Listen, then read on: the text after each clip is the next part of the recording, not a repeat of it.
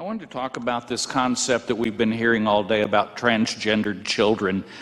I get sick to my stomach when I hear that, and I have to be honest with you. A child is not capable of making the decision at 4 or 5 or 6 or 8 or even 10 years old that the XX they were born into is actually an XY, or the XY they were born into is an XX. They are not capable of making that decision. And I'm gonna say it, and I said it 6 years ago, that any parent that backs that up, that says, "Oh, honey, you're right. You know, God made a mistake. You're XX, but you were born in an XY body."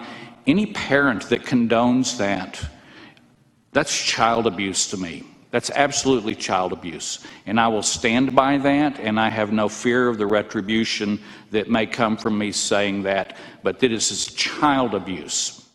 I'm the mother of an 8-year-old transgender boy who loves to play basketball.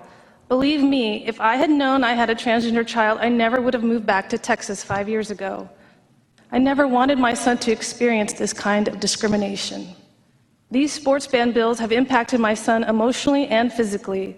When he heard about the bill this time, he asked anxiously, "Does this mean I can't play on my team?"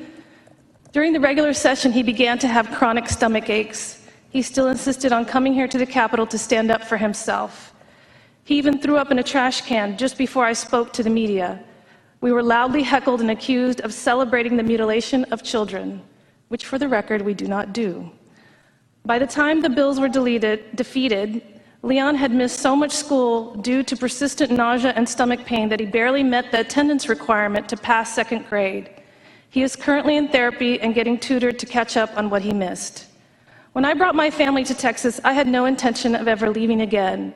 I was planning my retirement in the Texas Hill Country. But by the time school starts, our family will be living in Maryland. I refuse to raise my son in a state that not only refuses to protect him, but whose lawmakers go out of their way to take his rights and create a toxic and unsafe environment for the transgender children of Texas.